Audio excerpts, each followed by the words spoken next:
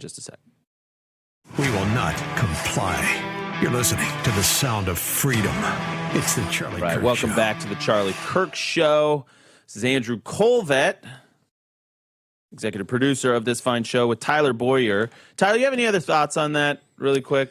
Just, be careful. Don't poke the bear. I think you hit it right, which is just like we've seen this, this revival of 60s style, baby boomers who are now bored and agitated, the left wing and the right wing baby boomers. Now this is their chance to step up and counter that. That's a great note. If you're a right-wing baby boomer, which we have some of those in our audience, please don't send me nasty grams on email. I love you. We love you guys. We need you guys to step forward. We need you guys to get into the breach. There's a way to explain this, and it's not just baby boomers. It's Gen X. It's my parents. My parents are Gen X. Yeah, they're older Gen X, and so they had a lifestyle. I mean, they came up through the .com boom and they made all their money doing that and all of that. And they're basically becoming retirees,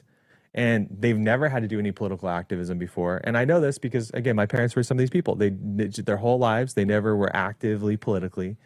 And now they're learning that for the first time. Yeah. And so this is the opportunity for those Gen Xers to combat and learn. In addition to the baby boomers who are now retired, if you've never done any political activism, you can learn that here with us at Turning Point Action. At Turning Point, you can follow the lead. You can work with our young people who are doing a really good job at it. And we're happy to work all together to basically combat all the craziness that we're seeing out of the No Kings rallies. I totally agree. And we get a lot of these emails, like, especially in the wake of Charlie's assassination, like, we want to start chapters of Turning Point, but we're not students. We're parents. We're grandparents. How do you do that? We already have them. It's called Coalitions at Turning Point Action. Yeah. So if you are not a student, the mission is get involved politically, download the app, and start making calls and sending texts. We're going to welcome back national radio. We're going to keep going with Brianna after the break.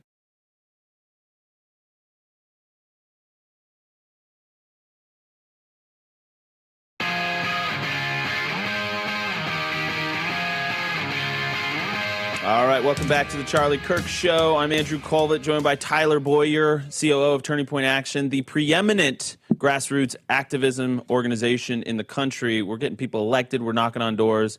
We're making phone calls and sending texts at Turning Point Action. Download the app today because that's how you get involved. Brianna, we have Brianna. Please unmute yourself. You are now part of the Charlie Kirk Show. Hey, so... Hi. I go to a Christian law school. I'm in a lot of Christian circles. And one of the most common things I find in these circles is the idea of third way-ism. And I'm just curious, what is the best response to that? Yeah, no, we talked about that with Megan Basham yesterday, actually, just about how pervasive third way-ism is. And it's basically, for those in the audience that need a little brush up on it, it's saying, we're Christians. We don't want to be left. We don't want to be right. We don't want to be divisive.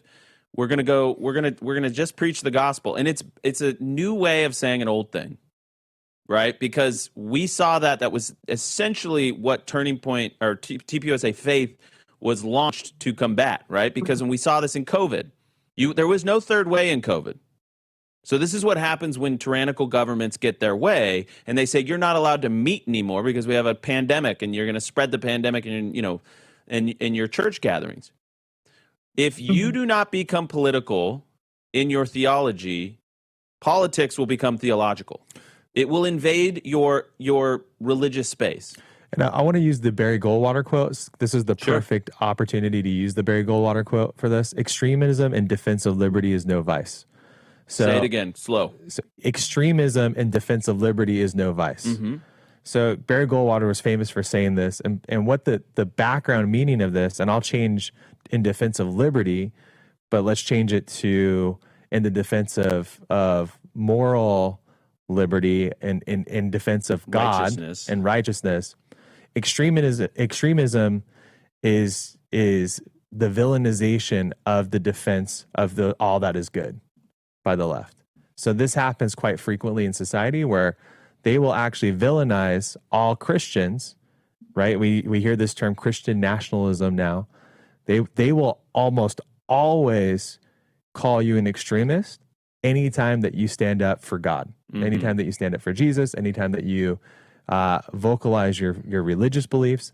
That's why we always talk about politics being downstream from culture, and your culture is your religious beliefs.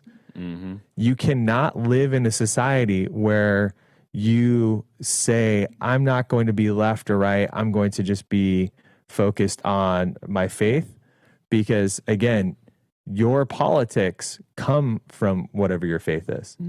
And your defense of those beliefs is going to always be called extremism.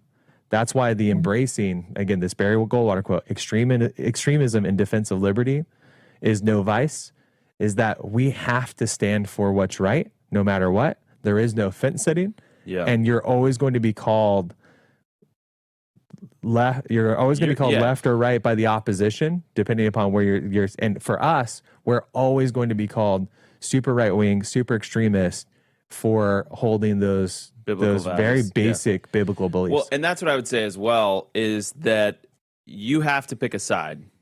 And I'm telling you, the politics will become theological. Would you have even imagined a few years ago that we would be calling boys girls and girls boys?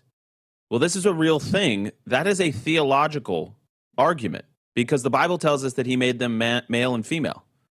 And that's very binary. And then all of a sudden, the academy comes in and says, well, no, we've defined a few other categories of people. And by the way, you don't get to choose anymore. We're going to force this and coerce this upon you and your kids.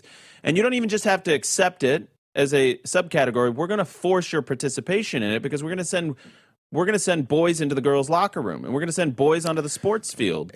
That is a theological argument they are making from a secular position that is invading a moral position, and it's invading our politics. So you may not want to be political. You may not want to pick a side. You may not want to be divisive, but I would challenge those people that are like that. Do you fear God or do you fear man? And your point, Andrew, is really good, which is that social justice is at the epicenter of third wayism. And what is by your fruits ye shall know them. What has been the outcome of social justice mentality? And it's exactly what you just said, which is the end result of this has been putting men in girls' bathrooms. Well, and it's justifying abortions. It's justifying divorce. It's justifying all kinds of societal ills that ultimately peel apart the foundations of our culture and the goodness and the truth and the beauty of our culture one by one. And so if you're not going to pick a side on that, I would just challenge you and say, look at the life that Charlie Kirk lived. He lived boldly, he confronted evil, and he proclaimed the truth, and he was killed for it, and he sparked a revival because he lived fearlessly and boldly. That's the model.